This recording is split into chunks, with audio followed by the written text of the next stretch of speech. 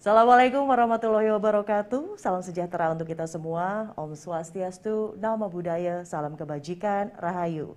Selamat pagi dan selamat datang di acara Merdeka Belajar episode ke-19 Rapor Pendidikan Indonesia yang dipersembahkan oleh Kemendikbudristek. Saya Widya Saputra, Ibu Bapak izin yang akan memandu jalannya kegiatan kita pada hari ini. Saya juga mohon izin untuk tetap memakai masker dan tidak bosan-bosannya saya ingin mengingatkan kembali jangan pernah lengah karena pandemi masih belum selesai. Jadi mari bersama-sama kita tetap mematuhi protokol kesehatan dengan tetap menjaga jarak, menjauhi kerumunan, mencuci tangan dengan sabun di air mengalir dan memakai masker. Dan telah hadir bersama kita pada pagi hari ini yang kami hormati Menteri Pendidikan, Kebudayaan, Riset, dan Teknologi, Mas Menteri Nadiem Anwar Makarim. Selamat pagi Mas Menteri, salam sehat selalu. Selamat pagi Mbak Widya, apa kabar? Alhamdulillah sehat dan tentunya excited Mas melihat sebuah terobosan nih yang ada lagi di Merdeka Belajar. Kita Iya, nanti saya akan sangat senang hari ini, very yes. exciting.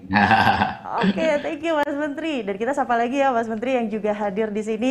Peluncuran Merdeka Belajar episode ke-19 pada hari ini merupakan hasil kolaborasi erat antara 4 unit utama di lingkungan Kemendikbudristek. Untuk itu saya juga ingin menyapa Kepala Badan Standar Kurikulum dan Asesmen Pendidikan Bapak Anindito Aditomo, Direktur Jenderal Pendidikan Anak Usia Dini, Pendidikan Dasar dan Pendidikan Menengah Bapak Jumeri, Direktur Jenderal Guru dan Tenaga Kependidikan Bapak Iwan Syahril, dan juga Direktur Jenderal Pendidikan Vokasi Bapak Wikan Sakarinto. Selamat pagi Bapak-Bapak sekalian.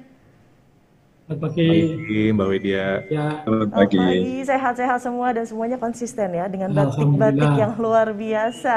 Kita nanti akan berbincang Bapak-Bapak dan juga saya ucapkan selamat pagi kepada pimpinan Komisi 10 DPR RI, pimpinan Komite 3 DPD RI, pejabat dari Kementerian Koordinator Bidang Pembangunan Manusia dan Kebudayaan, Kementerian Dalam Negeri, Kementerian Agama, Bappenas, Bapak dan Ibu Gubernur, Kepala Dinas Pendidikan tingkat Provinsi, Kabupaten dan Kota, Eselon 1, Eselon 2, dan para Kepala UPT Kemendikbudristek, perwakilan mitra strategis pendidikan, serta rekan-rekan jurnalis. Dan para hadirin semuanya tentunya, semoga kita selalu berada dalam lindungan Tuhan Yang Maha Esa. Amin.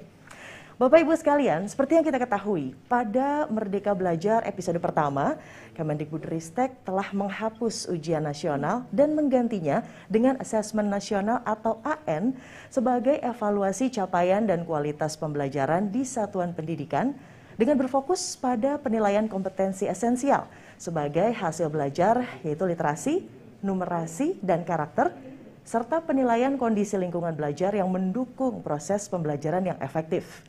Selama ini, evaluasi terhadap sistem pendidikan melibatkan berbagai instrumen pendataan dan penjaminan mutu sebagai referensi pemerintah dalam menyusun dan memperbaiki kebijakan dan program.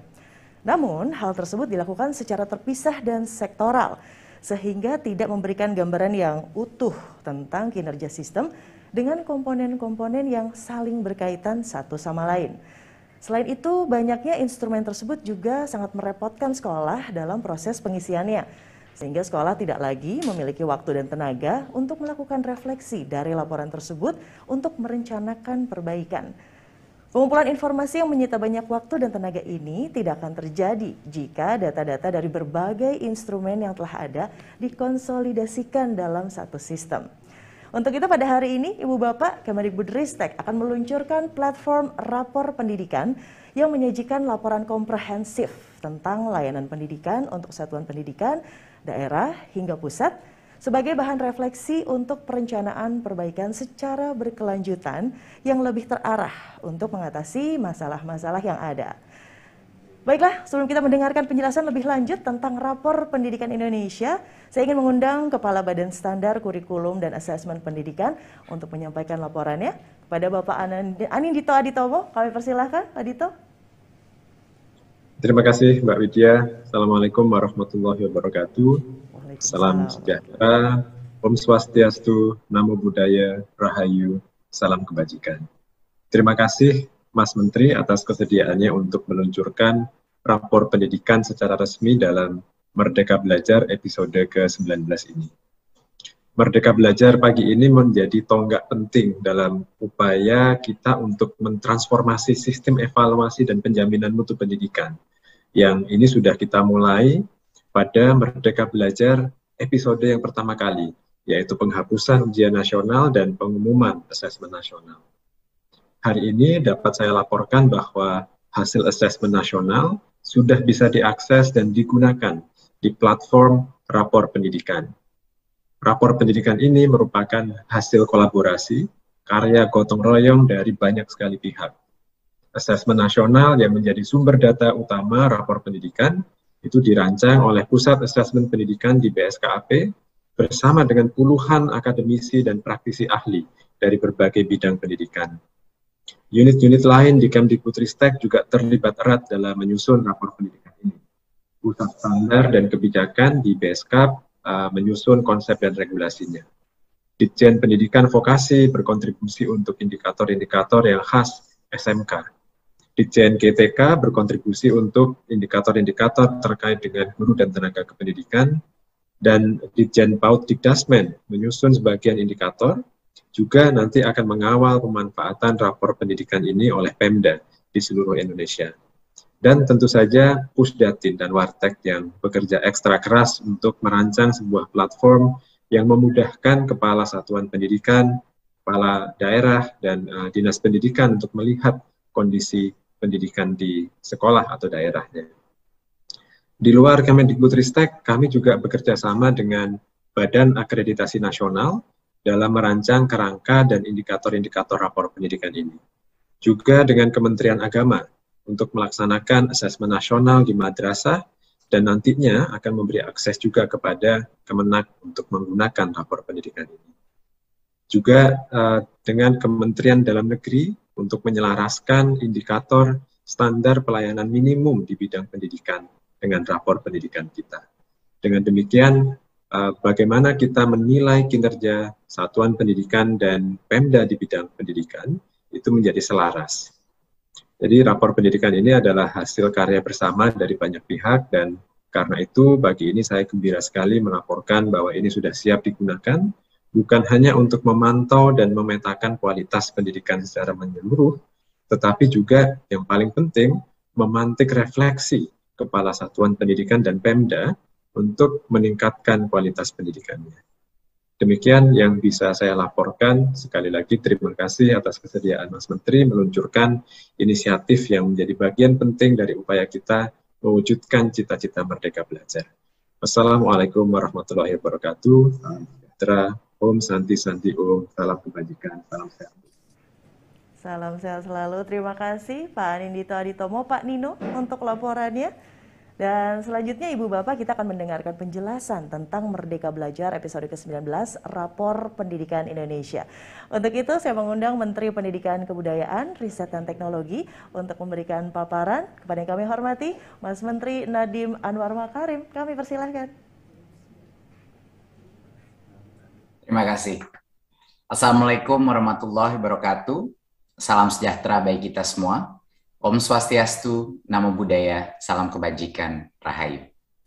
Yang saya hormati, Pimpinan Komisi 10 DPR RI, Pimpinan Komite 3 DPD RI, Pejabat Eselon 1 dan 2 dari Kementerian dan Lembaga terkait, Kepala Badan Standar Kurikulum dan Asesmen Pendidikan, Dirjen Pendidikan PAUD dan Dikdasmen, Dirjen Guru dan Tenaga Pendidikan, dan Dirjen Pendidikan Vokasi.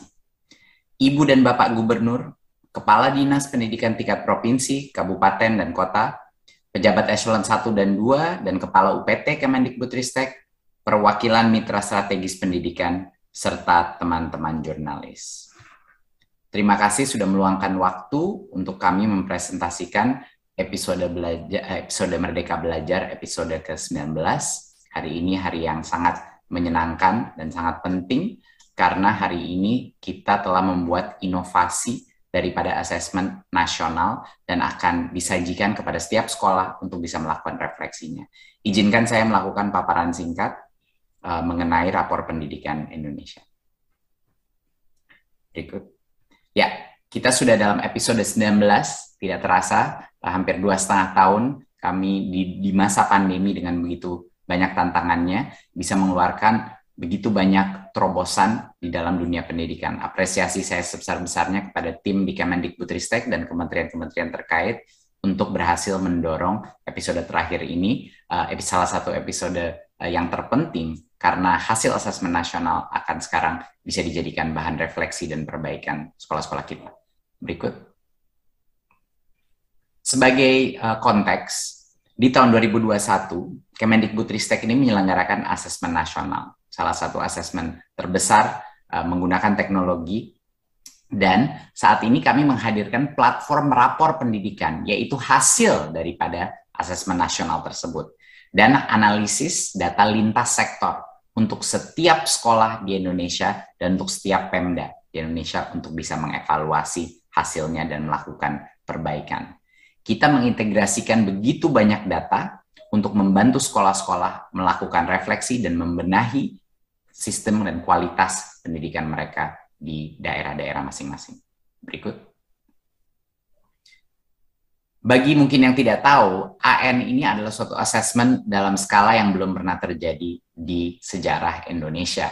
Kita mengakses lebih dari hampir 260.000 sekolah, ya, dari SD sampai tingkat SMA dan sederajat.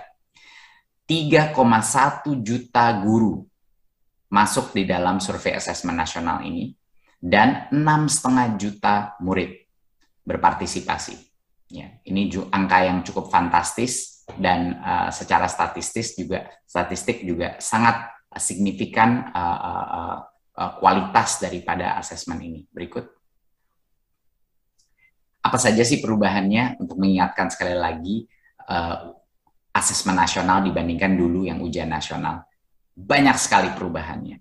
Yang pertama adalah dulu itu ujian nasional hanya mengukur jumlah pemahaman konten. Dan di asesmen nasional, ini sekarang benar-benar kompetensi dasar literasi dan numerasi. Sangat sulit untuk dibimbelkan, bukan mengetes kemampuan anak untuk menghafal, tapi kemampuan anak untuk berpikir secara kritis, bernalar dalam aspek literasi dan numerasi. Perubahan yang kedua adalah ujian nasional dulu juga hanya mengukur kognitif daripada siswa. Sedangkan asesmen nasional ini mengukur berbagai macam nilai-nilai karakter, profil pelajar Pancasila dalam lingkungan belajar sekolah. Dan kita juga mengakses guru-guru. Dan yang ketiga, perubahan terbesar adalah penggunaan teknologi. Belum pernah kita melakukan asesmen nasional yang sepenuhnya 100% berbasis digital dengan mempunyai hasil asesmen yang jauh lebih akurat, valid, dan jauh lebih cepat diolah dan dianalisa berbagai pihak.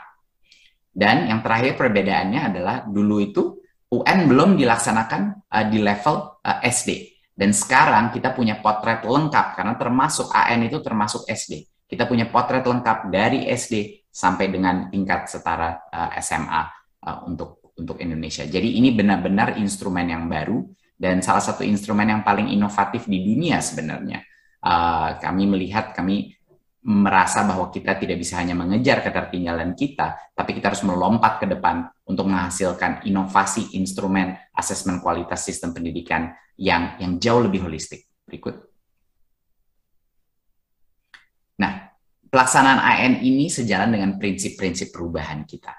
Kita mau orientasi kita kepada mutu, sistem yang terintegrasi, dan bukan malah menambahkan beban administrasi, dan mendorong perbaikan berbasis refleksi. Ini mungkin poin yang terpenting. Berikut. Nah, AN itu, asesmen nasional itu ada 3 instrumen komponennya. Satu adalah kompetensi minimum, AKM, yaitu literasi dan numerasi. Kedua adalah survei karakter berdasarkan profil pelajar Pancasila. Dan ketiga adalah survei lingkungan belajar, di mana kita mengukur kualitas proses pembelajaran, input pembelajaran, perbaikan praktek belajar, iklim keamanan, inklusivitas, dan lain-lain di dalam lingkungan sekolah. Asesmen ini diikuti bukan hanya murid, tapi guru, kepala sekolah, dan di seluruh Indonesia. Berikut. Sekarang kita masuk ke dalam komponen pertama, yaitu AKM, literasi dan numerasi. Berikut. Kita sudah tahu, bahkan sebelum kita melaksanakan asesmen nasional, bahwa Indonesia berdasarkan hasil PISA pun, yaitu tes yang membandingkan negara-negara dari sisi pencapaian literasi dan numerasi, kita tahu kita masih banyak sekali kekurangan. Dan dengan adanya AN, sekarang kita bisa melihat data ini dengan cara yang jauh lebih spesifik dan jauh lebih detail. kita melihat bahwa capaian kompetensi literasi kita masih perlu banyak perbaikan. Kita melihat di sini yang sebenarnya sudah mencapai kompetensi minimum adalah yang di sebelah kiri ini, yang hijau dan biru. Dan yang merah dan kuning itu sebenarnya masih belum mencapai kompetensi minimum literasi. Jadi kita masih banyak PR untuk bisa meningkatkan ini, terutama di tingkat SD dan SMP. Untuk numerasi, kita melihat ada problem yang lebih besar lagi, di mana 2 dari 3 peserta didik ini belum mencapai kompetensi minimum numerasi. Jadi ini juga PR besar kita untuk meningkatkan daya literasi dan numerasi di seluruh Indonesia. Kenapa ini begitu penting dan fokusnya begitu penting dan gimana caranya kita harus melihat siapa atau sekolah satuan pendidikan mana yang paling membutuhkan? Alasannya adalah slide berikutnya. Kalau kita tidak bisa meningkatkan daya literasi dan numerasi kita, dampaknya kepada keberlangsungan masyarakat itu sangat besar. Ya, anak-anak yang menghadapi tantangan dengan numerasi dan literasi, mereka akan dengan sangat mudah demotivasi. Mereka akan ketinggalan dan akan sulit mengejar ketertinggalan mereka, demotivasi di kelas, dan banyak dari mereka yang akhirnya memutuskan tidak melanjutkan sekolah. Orang tuanya pun akan melihat persepsi itu bahwa anaknya ketinggalan di sekolah dan mungkin lebih baik keluar dari sekolah dan kerja saja. Jadi ini ada dampak sosial yang sangat tinggi terhadap pencapaian literasi numerasi.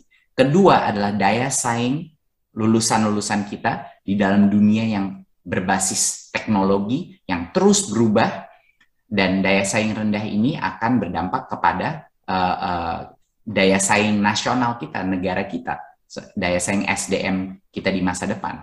Dan juga yang terakhir, salah satu dampak terbesar tingkat literasi dan numerasi yang tidak baik adalah kemampuan kita memproses informasi secara kritis itu akan sangat rendah, sehingga kita akan selalu rentan terhadap hoax, rentan terhadap manipulasi, dan lain-lain. Jadi ini adalah suatu hal yang bukan hanya dari aspek pendidikan, tapi juga dari aspek sosial dan keberlangsungan masyarakat kita ke depannya. Sangat penting untuk kita tangani.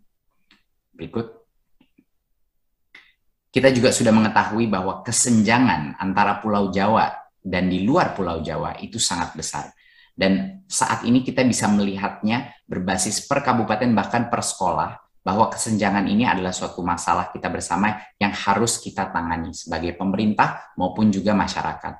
Jadinya ini terlihat di sini capaian kompetensi minimum literasi, ada daerah-daerah yang benar-benar membutuhkan bantuan yang lebih banyak, baik dari pemerintah maupun dari masyarakat. Berikut. Salah satu contoh kita mengambil seberapa besar kesenjangan ini. Kita mengambil contoh salah satu kabupaten di luar Pulau Jawa yang warna merah dibandingkan dengan salah satu kota di Pulau Jawa. Ini adalah rata-rata distribusi skor literasinya. Kita bisa melihat di sini bahwa hampir tidak ada overlapnya. Artinya, di dalam itu kabupaten yang di luar Pulau Jawa, sekolah-sekolah yang terbaik dari sisi skor literasi mereka adalah sama pencapaiannya dengan sekolah-sekolah yang terendah pencapaian literasinya di dalam kota besar di Jawa. Jadi ini hanya untuk menunjukkan bahwa effort kita atau usaha kita untuk menjembatani kesenjangan ini harus menjadi prioritas utama pemerintah dan juga masyarakat, stakeholder pendidikan dalam proses pemulihan pendidikan kita. Berikut. Nah, kita juga melihat di sini bahwa di jenjang SD, jumlah sekolah yang membutuhkan intervensi khusus, khususnya di sini adalah di bidang numerasi, itu sangat besar. Dan ini memvalidasi hipotesa kita bahwa semakin mudah kita fokus intervensi kita, semakin besar dampak yang akan dihasilkan. Jadi kita melihat di sini effort kita di tingkat SD terutama harus menjadi fokus atau prioritas daripada intervensi kita, baik dari sisi kurikulum, baik dari sisi modul-modul literasi numerasi, program-program kampus mengajar di mana mahasiswa-mahasiswa datang untuk mengajarkan literasi dan numerasi di daerah. Inilah salah satu alasan kenapa SD itu adalah masa yang terpenting untuk mengkoreksi beberapa isu-isu baik di literasi maupun di numerasi. Jadi ini benar-benar memvalidasi kita punya isu yang lebih besar lagi di tingkat SD. Berikut. Sekarang kita masuk kepada survei karakter. Berikut. Untuk mengingatkan sekali lagi bahwa kita ada 6 profil pelajar Pancasila yang menjadi pilar-pilar daripada survei karakter kita. Di atas ada beriman, bertakwa kepada Tuhan Yang Maha Esa dan berakhlak mulia. Ini adalah spiritualitas dan moralitas. Ada gotong royong, yaitu kemampuan bekerja sama sebagai tim. Ketiga adalah kreativitas, ya, kesenangan dan pengalaman menghasilkan hal baru. Bernalar kritis, kemampuan problem solving, kemampuan analisa secara logis. Kebinekaan global, yaitu kecintaan kepada keberagaman, dan kemandirian, yang terakhir kemandirian, yaitu kemampuan mengelola pikiran, perasaan, dan tindakan untuk mencapai tujuan belajar. Jadi kemandirian daripada murid-murid kita. Ini adalah pilar profil pelajar Pancasila yang kita gunakan untuk mengakses survei karakter. Berikut, sekarang kita lihat survei agregatnya. Kita bisa melihat di sini bahwa ini diatur dari kiri, di mana itu yang paling tinggi skornya, sampai kanan yang paling rendah. Jadi kita melihat di sebelah kiri ini bahwa anak-anak kita dan sekolah-sekolah kita sangat kuat dalam bidang iman, takwa, dan akhlak mulia, jadi spiritualitas, moralitas, dan juga dalam aspek kreativitas. Ini 2 hal yang tertinggi. Kita punya anak-anak yang punya tingkat moralitas dan spiritualitas tinggi, kita punya anak-anak yang punya tingkat kreativitas yang sangat tinggi.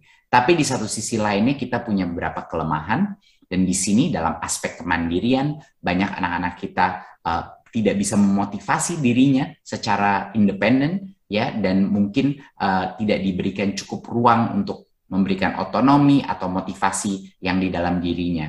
Dan ini suatu aspek yang sangat sulit sebenarnya untuk bisa ditingkatkan tanpa guru-guru dan lingkungan belajar yang mendorong kemandirian siswa, yang mendorong pembelajaran sepanjang hayat. Dan juga satu lagi, yang masih rendah adalah kebinekaan global. Masih banyak aspek dalam kebinekaan dan kerukunan antar berbagai macam aspek kebinekaan, baik dari nasionalisme maupun toleransi yang harus kita tingkatkan ke depannya. Jadi ini kira-kira gambaran besar berdasarkan 6 profil tersebut, mana yang harus kita kerjakan, harus kita tingkatkan, dan mana yang sudah lumayan baik pada saat ini. Berikut. Kenapa survei karakter ini sangat penting? Kita melihat ada di sebelah kiri ini bahwa semakin baik indeks karakter kita, ya, semakin tinggi juga capaian literasi dan numerasi. Jadi ini semuanya nyambung, Bapak Ibu, semuanya nyambung. Bahwa kita melihat di sini kategori-kategori, ada untuk sekolah-sekolah yang belum atau belum ada indikasi dari sisi survei karakter yang tinggi, itu juga capaiannya rendah. Sedangkan sekolah-sekolah yang sudah punya pencapaian karakter yang tinggi, sudah berkembang, sudah membudaya, itu literasi dan numerasinya jauh di atasnya. Jadi ini semuanya berkorelasi, Bapak Ibu. Jadi AN ini kita harus melihat kenapa kita mengukur bukan hanya literasi, numerasi, capaian itu, tapi juga karakter. Karena ini semuanya berinteraksi dengan sesama, ya, saling berkorelasi.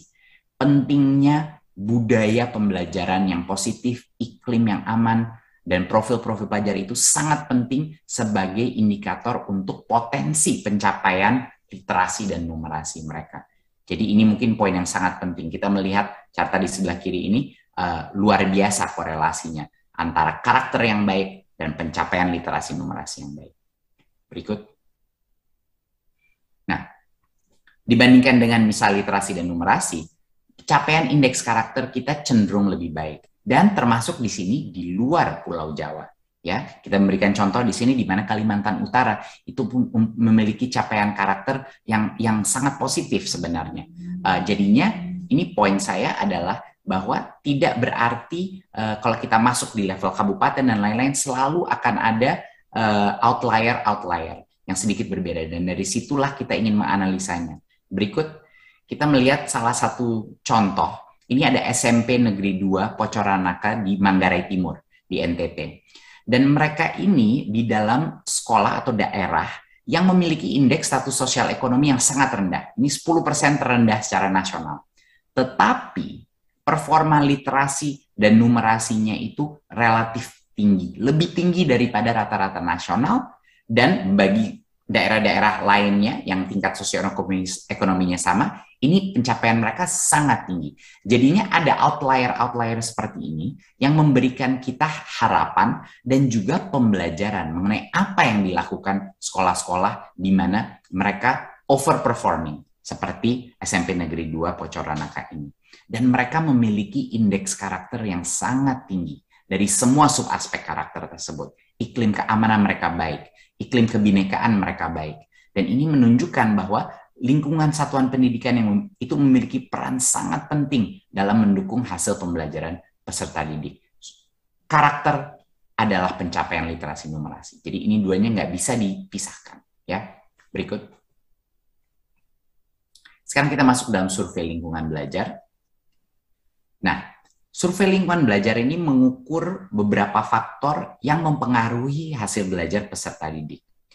Kualitas interaksi antara pendidik dan peserta didik itu diukur. Iklim keamanan, apakah murid-murid merasa aman dan nyaman di dalam satuan pendidikan mereka? Aman dari perundungan, hukuman fisik, pelecehan seksual, narkoba di dalam lingkungan sekolahnya.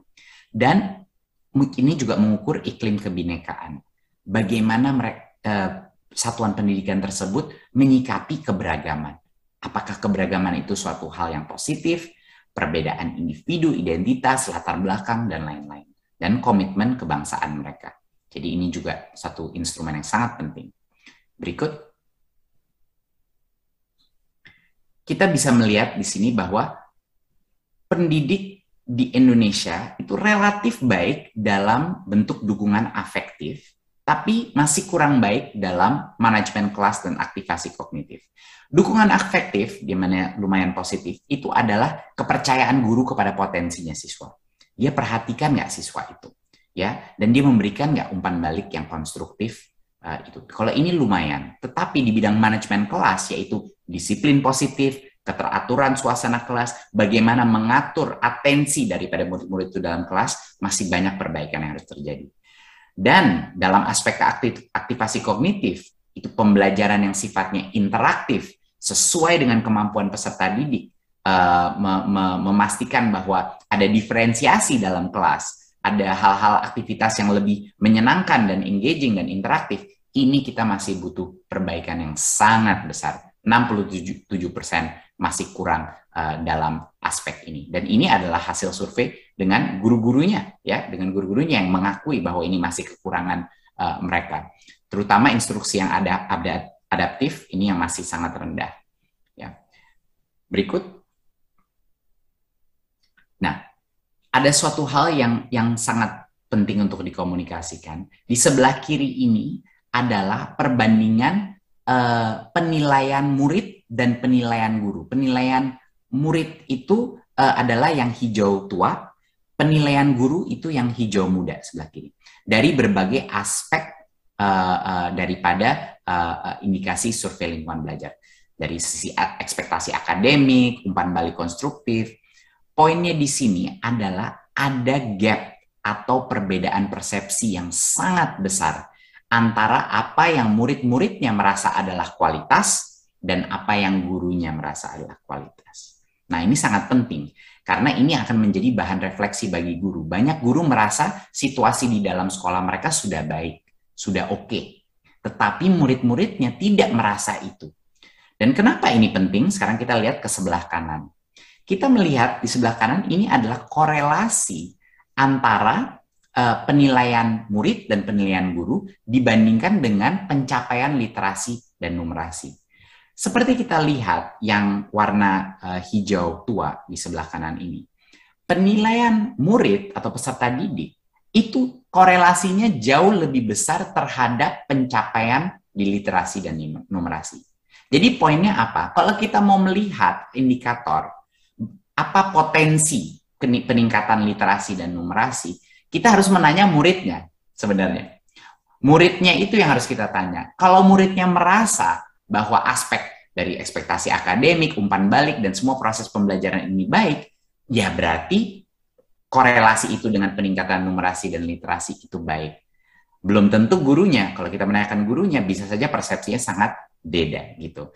Jadi ini adalah suatu hal yang penting bagi setiap guru untuk melakukan refleksi bahwa apa yang mungkin dia kira itu baik, dia harus menanya kepada muridnya dan dia harus mengecek apakah benar apa yang ada di otaknya dia, di benaknya dia, di dalam ekspektasi dan harapan daripada murid mereka. Ini poin yang sangat penting menurut saya. Berikut. Nah, saat ini sekarang kita masuk dalam beberapa iklim keamanan. Salah satunya adalah isu perundungan. Kita sudah tahu secara nasional perundungan adalah isu yang sangat serius dan sangat berdampak kepada pencapaian pembelajaran dan rasa keamanan siswa. Nah, ini kita ada angka 24,4% peserta didik ini berpotensi mengalami insiden perundungan di satuan pendidikan dalam 1 tahun terakhir. Untuk memberikan contoh, pertanyaan-pertanyaan apa yang kita tanyakan adalah selama 1 tahun terakhir, seberapa sering kamu memiliki pengalaman berikut ini di sekolah? Saya dipukul atau ditendang, saya diancam siswa lain mengambil atau merusak barang milik saya, dan lain-lain. Jadi ini kita bisa melihat bahwa isu perundungan harus menjadi salah satu fokus utama kita untuk menjaga keamanan siswa-siswa kita. Berikut. Salah satu hal yang sangat menarik mengenai insidensi perundungan ini, kita melihat bahwa ada korelasi yang sangat tinggi antara tingkat pemahaman sekolah tersebut dari konsep perundungan itu dengan insidensi atau kejadian perundungan. Jadi kita lihat ini chart di sebelah kanan ini. Di sebelah kiri adalah kategori sekolah-sekolah yang punya pemahaman yang rendah mengenai konsep perundungan. Dan di sebelah kanan itu adalah sekolah-sekolah yang punya pemahaman tinggi atau baik. Dan tinggi daripada chart itu menunjukkan tingkat insidensi perundungan yang terjadi. Jadinya apa ini menunjukkan? Bahwa semakin sekolah itu memahami konsep perundungan, semakin ada awareness, semakin ada pemahaman, semakin ada penerimaan bahwa ini adalah suatu masalah, semakin rendah insidensi perundungan di dalam sekolah tersebut. Jadi bayangkan betapa pentingnya sekolah, kepala sekolah, dan guru-guru membahas isu perundungan, betapa pentingnya mereka mengerti apa itu perundungan, dan itu akan menghasilkan, akan menurunkan insidensi perundungan di sekolah-sekolah kita. Jadi ini poin yang sangat penting. Berikut. Sekarang kita masuk ke dalam topik kekerasan seksual, di mana ini juga harus menjadi atensi nasional kita yang sangat penting. 22,4% peserta didik kita menjawab pernah pada pertanyaan yang berikut ini. Ya, 2 pertanyaan di sebelah kanan itu. Apakah siswa lain atau dewasa lain di sekolahmu pernah menunjukkan bagian tubuh tertentu atau hal-hal seksual lain secara langsung? Dan juga apakah siswa lain di sekolahmu pernah menunjukkan bagian tubuh tertentu atau hal seksual lain secara tidak langsung? Nah, walaupun kita harus terus mendalami riset ini menunjukkan hasil yang sama dengan berbagai macam organisasi masyarakat yang merasa ini adalah isu yang sangat penting dan harus didalami dan harus dimengerti setiap sekolah. Ya, bahwa potensi kekerasan seksual yang terjadi di sekolah-sekolah kita harus menjadi suatu topik yang penting bagi setiap kepala sekolah, yang penting bagi setiap guru di sekolah-sekolah kita. Berikut. Nah, kita melihat juga sama seperti perundungan, kita melakukan analisa sekolah-sekolah yang punya program pencegahan dan penanganan kekerasan seksual di satuan pendidikan. Ya, jadi kita melihat ini chart sebelah kanan ini, di sebelah kiri yang merah itu sekolah-sekolah yang tidak punya sama sekali program pencegahan atau penanganan. Ya, dan yang sebelah kanan yang hijau itu adalah sekolah-sekolah yang punya program pencegahan dan penanganan. Dan kita bisa melihat dengan sangat jelas bahwa semakin sekolah itu mengimplementasi program-program pencegahan, semakin guru-guru dan kepala sekolah membahas isu ini, ya, semakin mereka membuat program dan secara eksplisit mendiskusikannya kepada murid-murid, kepada orang tua, insidensi itu menurun secara drastis. Jadi ini juga sama seperti perundungan, di mana awareness, di mana kesadaran dan proaktif mengambil tindakan dan program-program untuk menangani kekerasan tersebut itu berdampak sangat besar kepada tingkat insidensi. Berikut. Sekarang kita masuk kepada iklim kebinekaan. Apa yang kita maksudkan dengan kebinekaan? Kebinekaan itu ada 4 komponennya. Satu adalah sikap inklusif, ya. Kedua adalah komitmen kebangsaan, ya, dukungan terhadap bentuk negara, nasionalisme, Pancasila. Ketiga adalah toleransi agama dan budaya, menghargai dan menerima keragaman. Dan yang keempat adalah dukungan kesetaraan agama dan budaya. Ini adalah dukungan kesetaraan hak-hak antara kelompok mayoritas dan minoritas. Ya. Dan kita melihat di sini bahwa yang tinggi dan membudaya atau yang hijau itu sekitar 32%. Jadi 32% sekolah di Indonesia telah benar-benar membudayakan sikap kebinekaan. Ya. Dan kita punya 9%, kira-kira di sebelah kanan yang merah, satuan pendidikan yang perlu peningkatan peningkatan cukup tinggi gitu. Yang kuning di tengah 60% walaupun belum membudaya tapi sudah mulai berkembang, tapi masih perlu ditingkatkan. Jadi ini adalah suatu hal dari aspek kebinekaan yang harus kita tekuni bersama.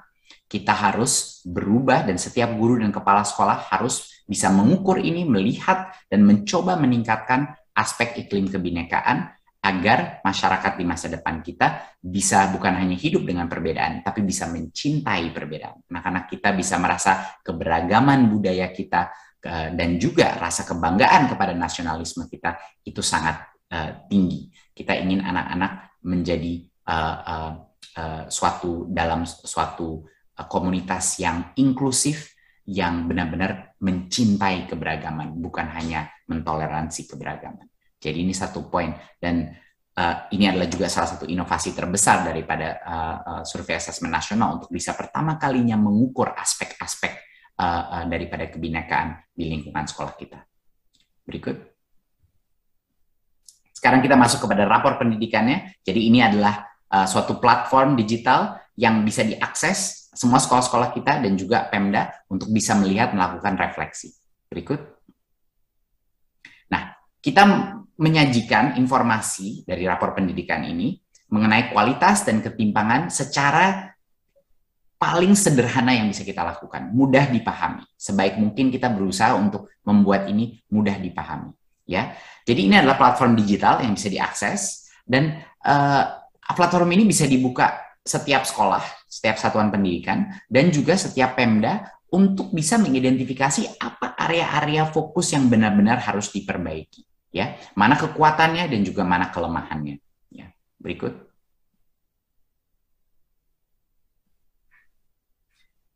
Apa saja sih yang ada di dalam rapor pendidikan? Di dalam rapor pendidikan ini mengandung semua dari 8 standar nasional pendidikan, baik dari output, dari proses, dan juga input.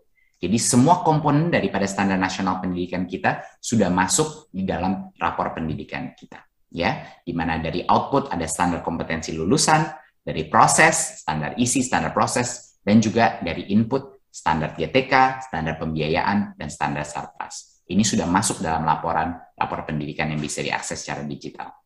Berikut. Rapor pendidikan ini hadir bagi setiap sekolah dan juga hadir bagi setiap dinas pendidikan. Dan itu jenis tayangannya juga berbeda. Di mana per sekolah mereka hanya bisa melihat di sekolahnya, tapi untuk setiap daerah mereka bisa melihat agregasi dan juga individu dari sekolah-sekolah yang di bawah daerahnya dia. Berikut. Dan satuan pendidikan, dan ini adalah suatu hal yang membuat saya sangat semangat ya, karena pertama kalinya sekolah-sekolah akan bisa melihat secara detail elemen-elemen per dimensi.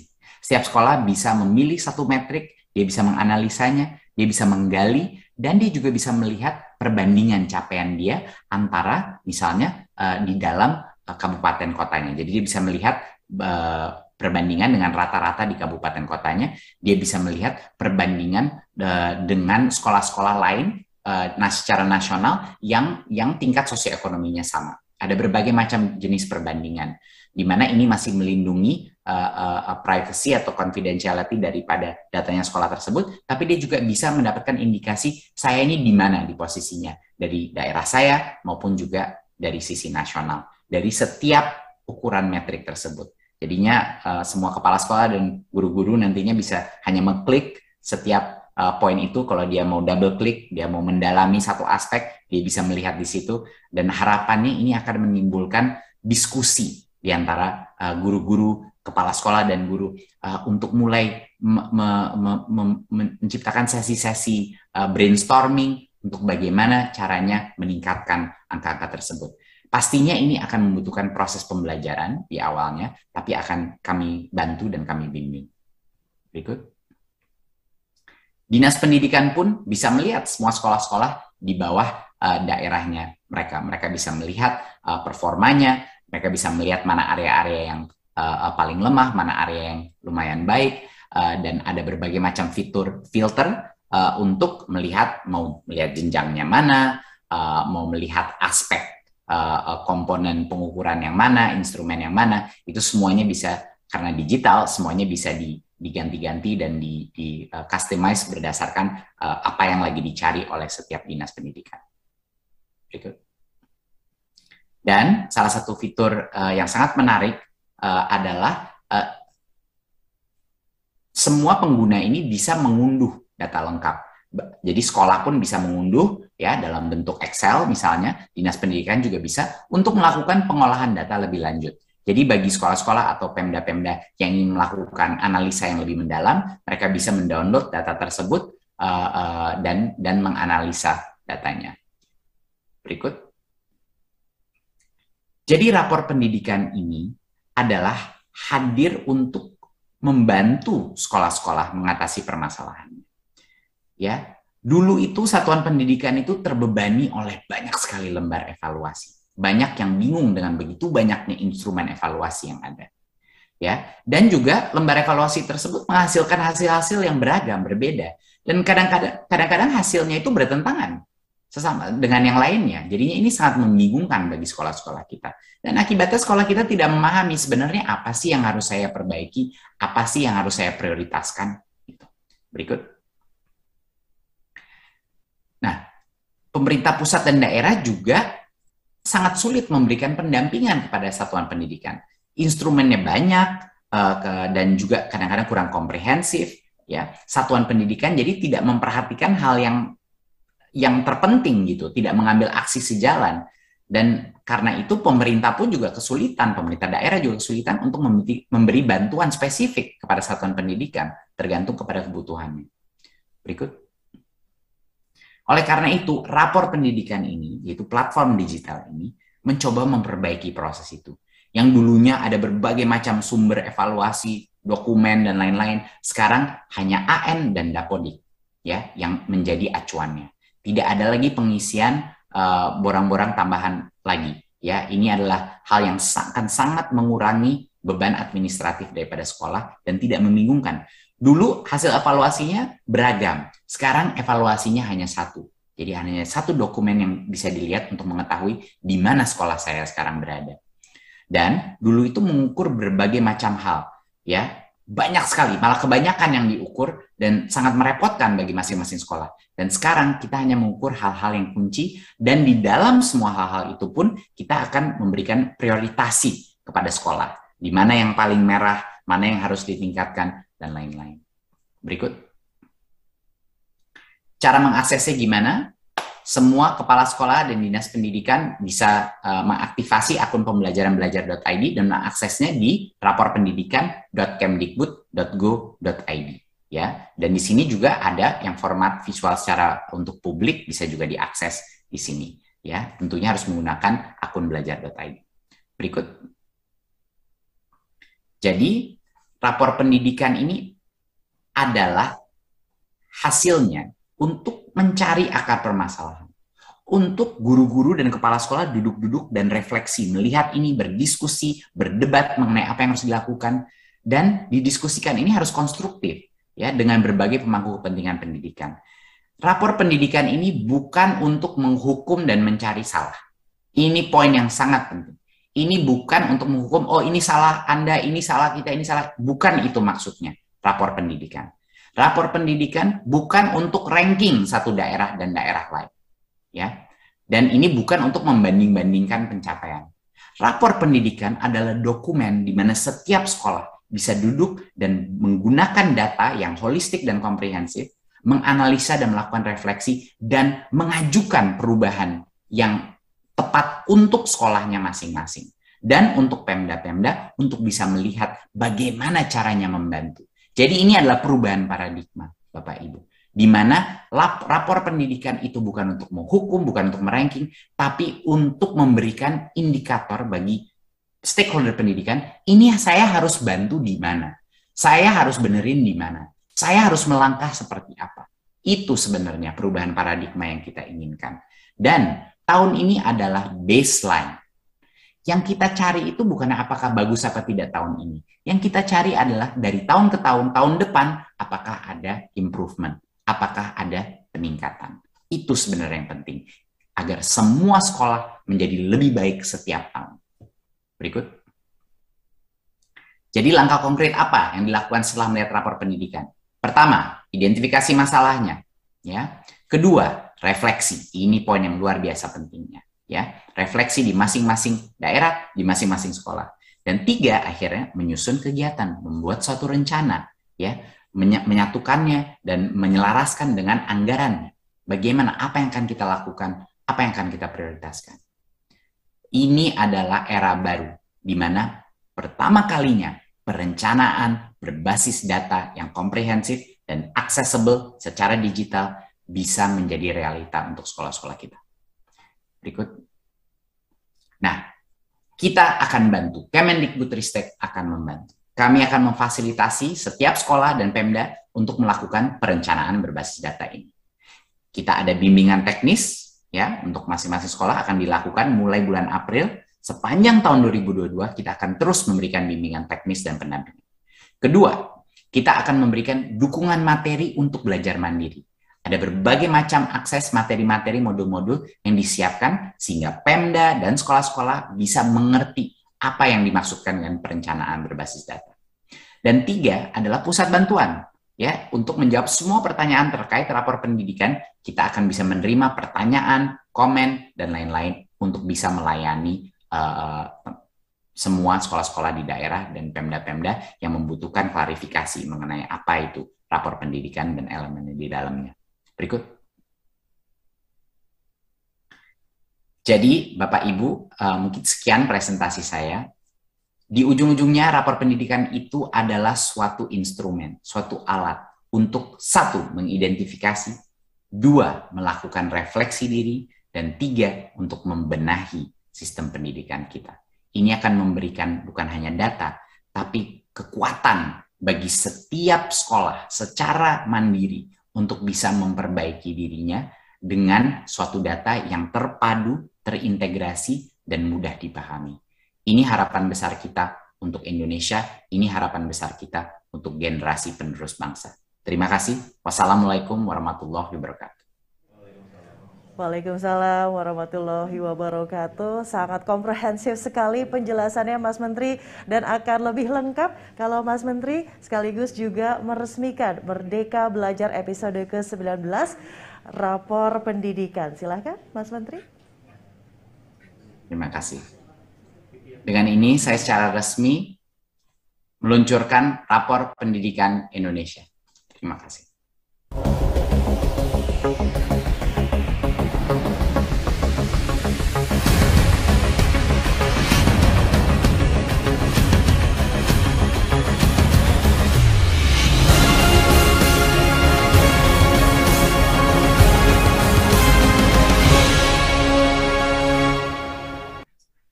Resmi diluncurkan Rapor Pendidikan Indonesia. Semoga platform Rapor Pendidikan ini dapat menjadi ajakan untuk beraksi dengan menggunakan rapor pendidikan secara aktif di tingkat satuan pendidikan dan daerah.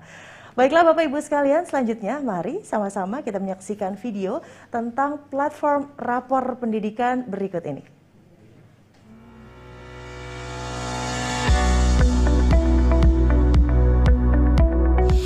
Di suatu pagi, Pak Dion, yang merupakan Kepala SD Merdeka Belajar, sedang melihat hasil evaluasi sekolahnya. Dari hasil evaluasi menunjukkan bahwa kemampuan numerasi sekolahnya belum mencapai batas kompetensi minimum.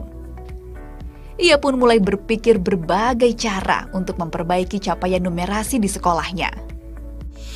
Pada waktu yang bersamaan, Budian memiliki kekhawatiran yang berbeda sebagai kepala SMP Gotong Royong. Data evaluasi yang ia dapatkan menunjukkan bahwa sekolah tempat ia mengabdi memiliki masalah dengan iklim keamanan. Perundungan merupakan salah satu isu penting yang perlu diatasi segera. Di sisi lain, Bu Sari, Kepala SMA Indonesia Maju, sedang melihat hasil asesmen nasional yang menunjukkan capaian asesmen kompetensi minimum sekolahnya sangat baik. Namun, pada bagian survei karakter, sekolahnya memiliki hasil capaian yang masih kurang baik. Pak Dion, Budian, dan Bu Sari dengan para guru mulai membuka platform rapor pendidikan. Mereka merefleksikan capaian sekolahnya lalu menganalisis faktor-faktor yang mempengaruhi hasil tersebut. Hasil analisis tersebut menjadi dasar mereka menyusun program dan kegiatan melalui perencanaan berbasis data. Perencanaan berbasis data merupakan program Kemendikbudristek yang mendorong perbaikan kualitas pendidikan lebih terarah dan efektif. Dari hasil analisis, Pak Dion menemukan bahwa faktor yang mempengaruhi hasil kemampuan numerasi di sekolahnya adalah karena metode belajar yang kurang interaktif. Pak Dion dan para guru pun merencanakan untuk lebih melibatkan murid-murid untuk mendukung proses belajar mengajar di sekolahnya. Hal yang serupa terjadi pada Budian dan para guru di SMP Gotong Royong. Mereka menemukan bahwa masalah perundungan di sekolahnya terjadi karena berawal dari ejekan antar murid. Mereka pun merencanakan untuk mengadakan kegiatan diskusi rutin yang interaktif dan menarik bagi para murid tentang perundungan dan meningkatkan kualitas layanan bimbingan konseling. Bu Sari yang sekolahnya memiliki kekurangan di aspek karakter juga menemukan bahwa ternyata hal tersebut dikarenakan kurang adanya kolaborasi dan kepedulian sosial antar muridnya. Mereka pun merencanakan untuk membuat pembelajaran berbasis proyek sosial secara berkelompok agar para murid dapat bersosialisasi dan bergotong royong lebih baik lagi. Rencana kegiatan yang dibuat diaplikasikan dengan melibatkan seluruh warga sekolah di lingkungan SD Merdeka Belajar, SMP Gotong Royong, dan SMA Indonesia Maju. 1 tahun kemudian, Pak Dion, Budian, dan Bu Sari kembali melihat rapor pendidikan milik sekolahnya. Hasilnya menunjukkan bahwa terjadi peningkatan yang signifikan pada hasil capaian sekolah mereka. Pak Dion, Budian, dan Bu Sari merasa sangat senang dan merasakan manfaat dari rapor pendidikan. Mari gunakan platform rapor pendidikan untuk introspeksi secara menyeluruh dalam menyelesaikan persoalan pendidikan sesuai akar masalah demi perbaikan yang berkelanjutan dan peningkatan kualitas pendidikan Indonesia. Rapor pendidikan, identifikasi, refleksi, benahi.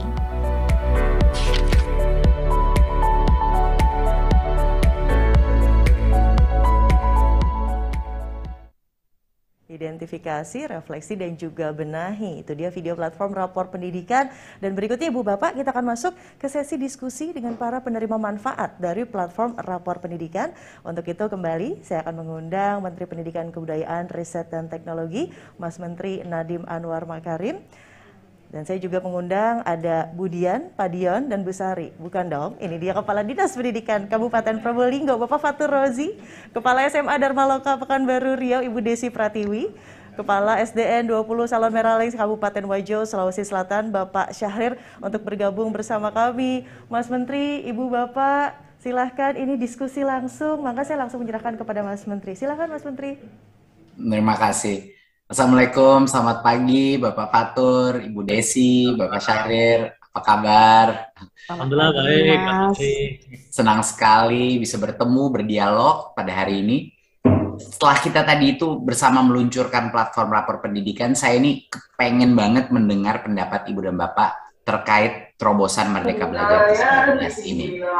Jadi pemanfaatan rapor pendidikan ini, salah satunya itu berisi laporan hasil asesmen nasional.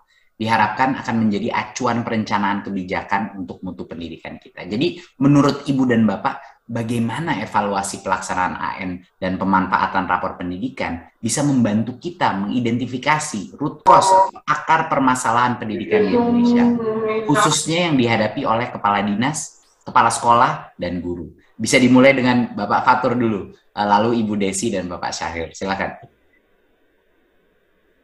Baik, terima kasih. Assalamualaikum warahmatullahi wabarakatuh. Selamat pagi, Mas Menteri dan Bapak sekalian yang berbahagia. Sungguh ini satu momen yang luar biasa bagi kami, Dinas Pendidikan Kabupaten Probolinggo, karena pada hari ini sudah diluncurkan rapor pendidikan Indonesia yang sangat holistik dan komprehensif dalam melakukan penilaian terhadap seluruh komponen pembelajaran yang ada pada satuan pendidikan. Kami sungguh berterima kasih karena ini sangat luar biasa. Ada hal yang menjadikan kami memiliki satu rapor pendidikan di Kabupaten Probolinggo khususnya, sehingga dari sana kemudian platform rapor pendidikan itu menjadi bahan evaluasi bagi kami untuk melakukan refleksi, kemudian melakukan perencanaan sekaligus membenahi apa yang ada di kami. Ini begitu detail. Kami sudah membuka, Pak Mas Menteri, terkait dengan rapor pendidikan yang ada di Kabupaten Probolinggo, begitu detail, apakah itu terkait dengan hasil asesmen nasionalnya, terkait dengan kemampuan literasi, numerasi, maupun karakternya, hingga kemudian lingkungan belajar. Itu begitu detail, kita ini ada di setiap dimensinya begitu jelas, indikator-indikator dimensinya juga begitu jelas. Dan ini sangat membantu kami dalam proses perencanaan sekaligus penganggaran, sehingga intervensi program dan kegiatan yang akan kami laksanakan itu betul-betul tepat sasaran dan nanti akan menjadi improvement bagi peningkatan mutu pendidikan di Kabupaten Probolinggo. Sekali lagi saya sangat mengapresiasi terkait dengan kondisi ini sesuatu yang luar biasa. Itu yang pertama, Mas Menteri. Sekali lagi terima kasih, salut untuk Mas Menteri Nadiem Anwar Makarim. Terima kasih. Yang kedua, sumber datanya memang bukan hanya dari hasil asesmen nasional yang di situ juga sudah cukup komprehensif, tapi juga sumber datanya juga diambil dari Dapodik. Nah, ini memang yang membutuhkan satu validitas data yang oleh operator-operator sekolah harus betul dipastikan validitasnya. Kami ingin menyampaikan informasi di Kabupaten Probolinggo. Alhamdulillah sejak tahun 2018, Mas Menteri, Kabupaten Probolinggo ini bekerja sama dengan inovasi. Nah, kemudian kita melakukan identifikasi satuan-satuan pendidikan yang dari jumlah peserta didiknya sedikit, sementara jumlah guru kita terbatas. Akhirnya kemudian kami membuat satu terobosan yang bernama multi-grade teaching atau pembelajaran kelas rangkap. Nah, dalam konteks ini mungkin nanti data di Dapodik akan ada ketidaksesuaian antara jumlah rombel dengan jumlah guru. Nah, ini saya berharap nanti bisa difasilitasi di dalam platform rapor pendidikan ini, karena sejatinya untuk siswa SD dengan kelas reguler itu membutuhkan 9 guru, 6 guru kelas, kemudian ada 1 guru agama, ditambah lagi 1 guru olahraga plus kepala sekolah. Dengan multi-grade teaching, kita tidak butuhkan banyak guru, bisa jadi hanya 4-5 guru dengan proses pembelajaran kelas rangkap. Dan alhamdulillahnya juga fokus pembelajarannya literasi, numerasi, dan karakter. Ini sesuatu yang luar biasa dan saya berharap ini juga nanti bisa diakomodasi di dalam Dapodik terkait dengan kondisi-kondisi atau local wisdom yang ada di daerah yang terjadi. Karena bagaimanapun juga ini adalah kondisi nyata yang kami hadapi. Overall, pada prinsipnya saya sangat berterima kasih. Ini sangat memudahkan kami untuk membuat satu perencanaan penganggaran dalam melakukan intervensi program dan kegiatan dalam upaya meningkatkan mutu pendidikan di Kabupaten Probolinggo. Terima kasih Pak Fatur, luar biasa. Silakan Bu Desi. Baik, terima kasih. Selamat pagi Mas Nadiem, Mas Menteri. Baik, sebelum saya menjawab pertanyaan dari Mas Menteri, saya ingin mengucapkan terima kasih yang banyak untuk Mas Menteri, Mas Nadiem, dan juga tim Kemendikbudristek ya, yang sudah mencurahkan pikiran, perasaan, waktu, tenaga, semuanya untuk peningkatan pendidikan di Indonesia. Nah, Kami tahu banget bahwa Bapak dan tim hadir untuk kami. Kami tidak berjuang sendiri. Terima kasih banyak, Pak. Mengenai Asesmen Nasional 2021 ya Pak ya, saya ingat benar pada saat itu di tahun 2020 kita kepala SMA swasta dan negeri itu dipanggil oleh Dinas Pendidikan Provinsi Riau pada saat itu untuk mensosialisasikan tidak adanya lagi ujian nasional, diganti dengan asesmen nasional. Di situ saya masih ingat banget ada narasumber yang begitu luar biasa menyampaikan dan menjelaskan kepada kita why, mengapa adanya asesmen nasional ini. Bahwa kita harus membantu pemerintah untuk biar pemerintah tahu pemetaan kualitas mutu pendidikan Indonesia seperti apa. Bukan lagi sekedar kita itu pendekatan kepada rasa takut tidak lulus, tetapi kita ingin tahu kualitas peningkatan pendidikan seperti apa, sehingga kita tahu solusinya seperti apa. Jadi disarankan untuk kita semuanya sebagai kepala satuan pendidikan untuk meneruskan kepada guru dan peserta didik bahwa kita itu harus jujur, apa adanya saja, diisikan seperti itu. Nah ini biar sekali lagi, biar tidak salah survei, biar tidak salah hasil. Nah lalu pada saat itu saya masih ingat banget ya Pak, ya Mas Nadiem ya, pada saat itu daring. Jadi saya mengumpulkan beserta dengan guru PIC yang mengumpulkan peserta didik SMA Dharma Loka di sana, yang terpilih ada 45 dan 5 yang cadangan. Jadi kita sampaikan apa sih sebenarnya visi misi, apa sih sebenarnya why-nya mengapa asesmen nasional itu diadakan. Jadi kita ingin kasih tahu sama anak-anak jangan takut. Ini bukan untuk lulus tidak lulusnya, tetapi ini benar-benar kalian harus kerjakan dengan jujur, tapi tetap harus sungguh-sungguh. Jadi saya juga tidak mau nanti hasilnya sembarangan, abal-abalan seperti itu. Ini juga berkaitan nanti dengan rapor pendidikan sekolah. Nah, jadi saya sangat senang sekali nih, Mas Menteri ya, dengan adanya rapor pendidikan seperti ini. Jadi pendekatan kita tidak lagi pendekatan ketakutan, fear-nya yang kita tonjolkan seperti sebelum-sebelumnya, tetapi kita lebih menekankan kepada awareness-nya untuk growing up. Nah, jadi kita senang banget setiap tahun itu kalau bisa kita ada rapor pendidikan ini. Ini seperti free medical check up untuk sekolah nih. Seperti kita kalau ke rumah sakit itu udah free medical check up-nya. Jadi kita tahu di bagian mana sakitnya dan kita tahu obatnya apa. Nah ini kita dibantu banget dengan Kemendikbudristek ya, dengan adanya rapor pendidikan ini. Sehingga nanti ke depannya kita jadi lebih mudah untuk mengetahui kita berada di level mana kira-kira, misal contoh seperti itu. Dan apa poin-poin yang harus masih kita tingkatkan, Mas Menteri. Dan saya senang sekali, sekolah itu tidak lagi dibanding-bandingkan sekolah A lebih bagus atau sekolah B, tetapi kita berpacu dalam progres. Jadi kita lihat tahun ini progres kita seperti apa, tahun depan kira-kira ada peningkatan atau tidak. Nah ini poin yang paling penting. Karena menurut saya progres itu di dunia pendidikan itu nomor 1. Siswa sendiri tidak suka dibanding-bandingkan. Dan ketika kita menerima siswa, kita pun ada melakukan tes. Tes itu gunanya apa? Untuk mengetahui kira-kira di level mana anak kita, kemampuan kita. Jadi kalau misalnya ketika masuk nilai matematikanya 40, kita jangan memaksa langsung 80 dan 90, itu salah fatal. Itu yang ada anak-anak menyontek, yang ada anak-anak berbuat curang. Nah ketika kita tahu progresnya seperti apa, 40, ketika ada progres ke 50, itu sudah luar biasa. Nah hal-hal seperti ini Mas Menteri, kita dari pihak sekolah sebagai user, sebagai lapangan itu sungguh bersyukur sekali.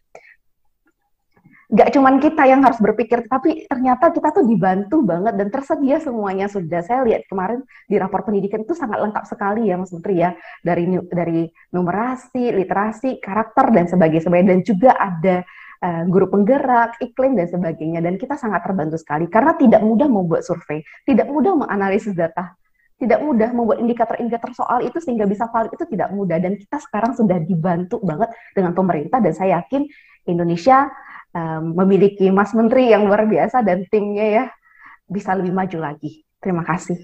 Terima kasih Mbak Desi. Saya suka itu analogi medical check up gratis buat sekolah-sekolah. Itu lumayan tepat itu. Kita juga pernah menggunakan analogi itu. Dan silakan Pak Syahrir. Bismillahirrahmanirrahim. Assalamualaikum warahmatullahi wabarakatuh. Mas Menteri dan teman-teman sekalian, ini suatu kehormatan buat saya sebagai kepala sekolah di tempat yang sangat terbentuk sekali, Pak Menteri.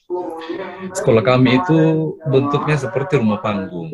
Itu rumah panggung. Kemudian kami berdiri di atas danau Tempe. Tempat kami itu 5 sampai 6 jam dari Kota Makassar. ke Kabupaten Wajo. Itu tantangan terbesar buat saya dan teman-teman saya di sini untuk mengembangkan sekolah ini.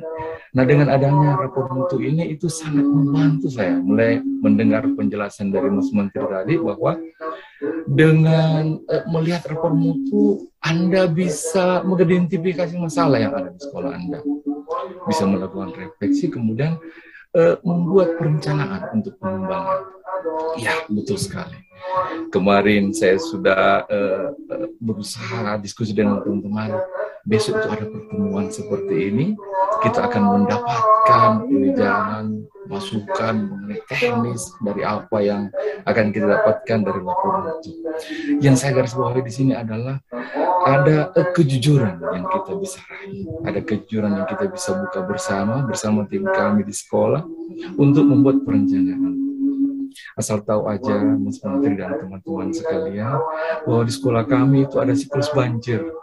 Pertama bertugas di sini itu ada 6 bulan, Bapak. Bahkan untuk berjuang memberi pelayanan terbaik kepada siswa kami itu kami harus membuat suatu program inovasi yang namanya Guru Perahu. Kami mendatangi mereka, membawa buku, membawa apa dan sebagainya untuk pelayanan maksimal kepada mereka. Begitu Bapak. Jadi asas manfaat dari rapor pendidikan buat kami sangat besar sekali untuk menentukan apa yang harus kami lakukan ke depan 1 tahun, 2 tahun, 3 tahun dan seterusnya. Dengan lapor mutu ini kami berharap bisa mengembangkan sekolah kami minimal di situ, mengembangkan guru-guru kami dan sebagai masukan untuk Bapak dan teman-teman sekalian bahwa sebenarnya menurut kami di sekolah ini itu yang kami sangat butuhkan adalah pengembangan kompetensi guru. Bahkan di atas perahu pun kami bisa mengajar, Pak Menteri. Kami datangi mereka, kami belai mereka, kami rangkul mereka untuk kegiatan pelayanan dan pembelajaran demi mencapai tujuan kita bersama untuk mencerdaskan masyarakat Indonesia. Sekira itu yang saya bisa sampaikan untuk sementara. Terima kasih. Luar biasa. Terima kasih Pak Syahrir. Ini jadi sangat kelihatan bahwa sebenarnya rapor pendidikan itu ada beberapa tema yang disebut tadi sama Bu Desi, Pak Fatur, sama Pak Syahrir, yaitu kejujuran, ya, kejujuran dan transparansi.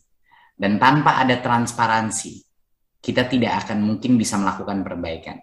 Jadi step pertama adalah untuk bisa menerima data tersebut dan bukannya malah defensif, bukannya malah kita menolak hasil data tersebut, tapi malah saya bisa belajar apa ya dari data ini?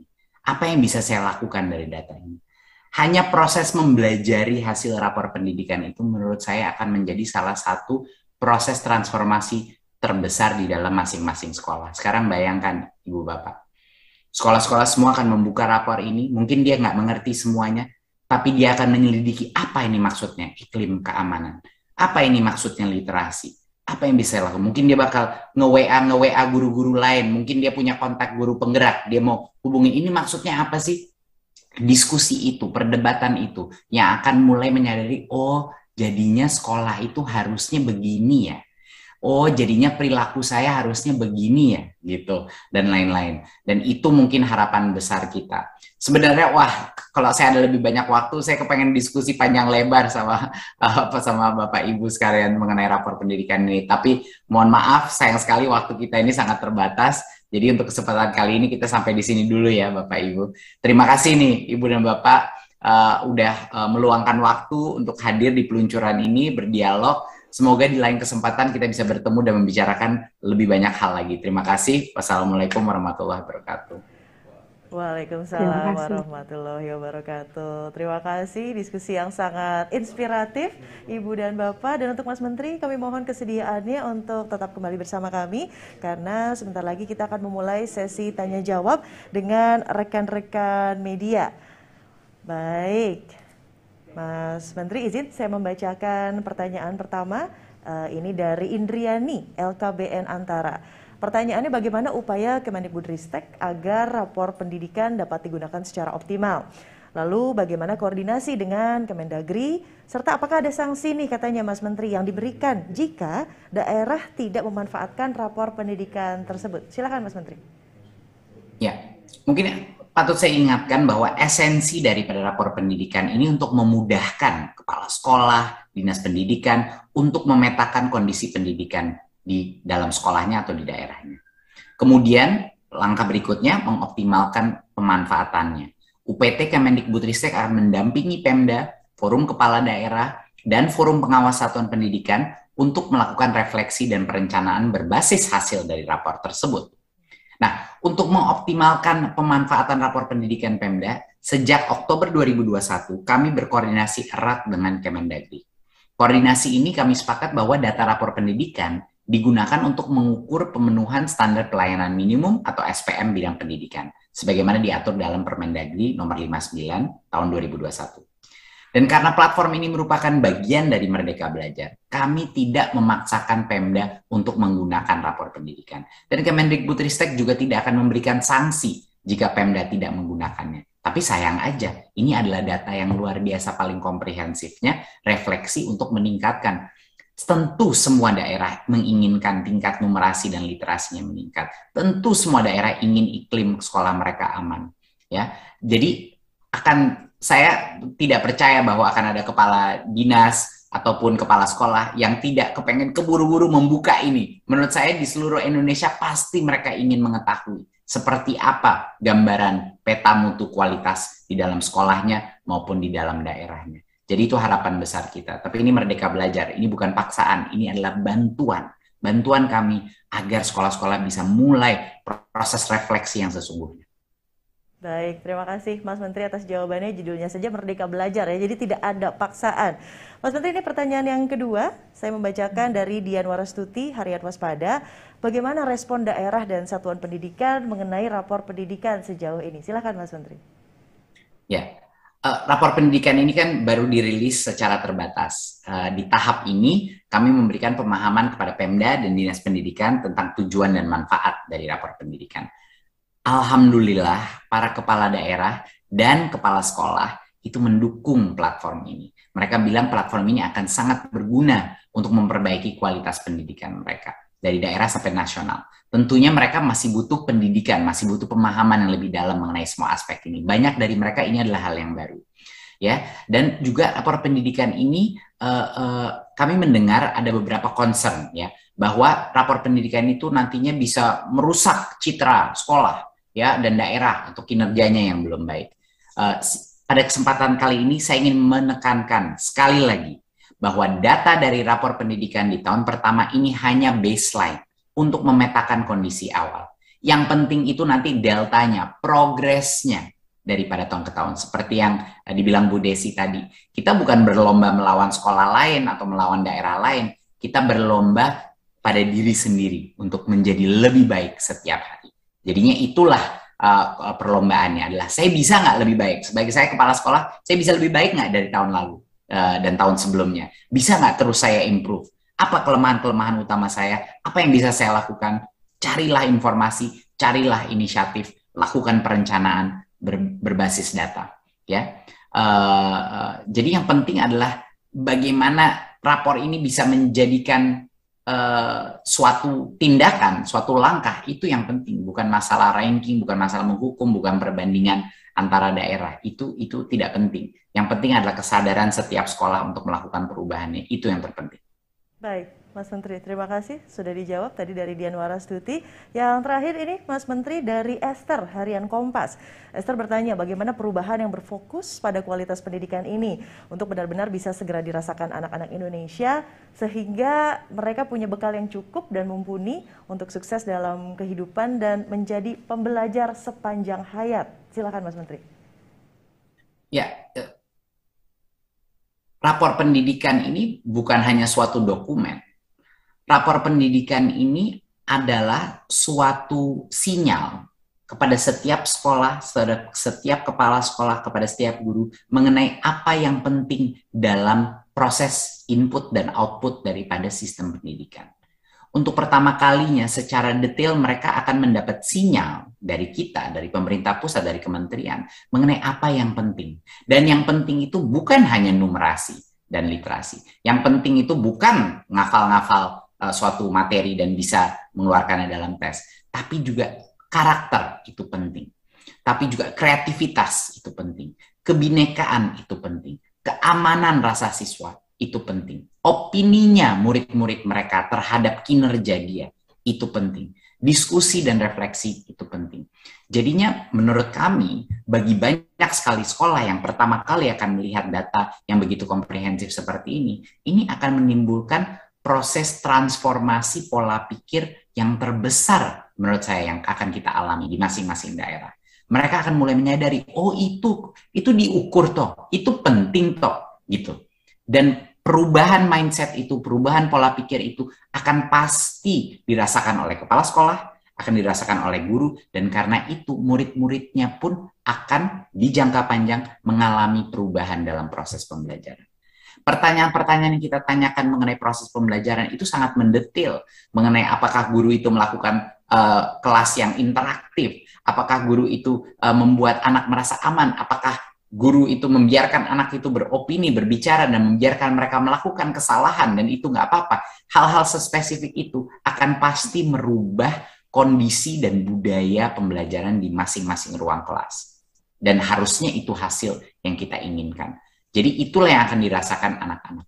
Bagi sekolah-sekolah yang mungkin merasa, ada kerawanan terhadap perundungan atau hal-hal keamanan lainnya, itu pasti kepala sekolah dan guru-gurunya akan mengambil langkah apa ya yang bisa saya lakukan untuk mengurangi misalnya insidensi perundungan di dalam sekolah saya. Itu akan ada dampak nyata dan cepat menurut saya kepada masing-masing lingkungan sekolah. Mereka akan mengambil tindakan tersebut. Jadi benar-benar ini ada di tangannya masing-masing sekolah. Kalau sekolah itu ingin melakukan perubahan, dia akan bisa menggunakan rapor pendidikan ini untuk maju. Kalau sekolah itu tidak ingin melakukan perubahan, ya tentunya sekolah itu akan stagnan di level yang itu saja. Tapi paling tidak, sekarang dia mengetahui mana kelemahannya, dan kepala dinasnya pun mengetahui di mana kelemahan sekolah tersebut. Jadi itu sebenarnya koneksi antara rapor ini dan perubahan yang terjadi di ruang kelas. Terima kasih Mas Menteri, itu dia tadi pertanyaan terakhir. Saya yakin semua peserta di sini riuh rendah tepuk tangan untuk akhirnya diluncurkan juga rapor pendidikan Indonesia. Terima kasih sekali lagi Mas Menteri untuk semua jawaban yang sudah diberikan. Semoga penjelasan tadi juga akan semakin meningkatkan pemahaman kita semua tentang platform rapor pendidikan. Dan tidak terasa Ibu Bapak, kita sudah berada di penghujung acara pada pagi hari ini. Semoga dengan platform rapor pendidikan ini kita dapat sama-sama memulihkan pembelajaran dan memperbaiki kualitas pendidikan di Indonesia. Saya ucapkan sekali lagi terima kasih kepada Mas Menteri, Menteri Pendidikan, Kebudayaan, Riset, dan Teknologi, Mas Menteri Nadiem Anwar Makarim, Kepala Badan Standar Kurikulum dan Asesmen Pendidikan, Bapak Anindito Aditomo, Direktur Jenderal Pendidikan, Anak Usia Dini, Pendidikan Dasar, dan Pendidikan Menengah, Bapak Jumeri, Direktur Jenderal Guru dan Tenaga Kependidikan, Bapak Iwan Syahril, dan Direktur Jenderal Pendidikan Vokasi, Bapak Wikan Sakarinto. Berikut Kepala Dinas Pendidikan Kabupaten Probolinggo, Bapak Fatur Rozi, Kepala SMA Dharma Loka Pekanbaru Riau, Ibu Desi Pratiwi, dan Kepala SDN 20 Salomen Raleng Kabupaten Wajo, Sulawesi Selatan, Bapak Syahrir. Saya juga mengucapkan terima kasih kepada pimpinan Komisi 10 DPR RI, pimpinan Komite 3 DPD RI, pejabat dari Kementerian Koordinator Bidang Pembangunan Manusia dan Kebudayaan, Kementerian Dalam Negeri, Kementerian Agama, Bappenas, Bapak dan Ibu Gubernur, Kepala Dinas Pendidikan tingkat Provinsi, Kabupaten dan Kota, Eselon 1, Eselon 2, dan para Kepala UPT Kemendikbudristek. Ada juga perwakilan Mitra Strategis Pendidikan, serta rekan-rekan jurnalis dan rekan-rekan semua yang sudah hadir di sini. Terima kasih sekali lagi. Akhir kata, saya Widya Saputra pamit undur diri. Wabillahi taufiq wal hidayah. Wassalamualaikum warahmatullahi wabarakatuh.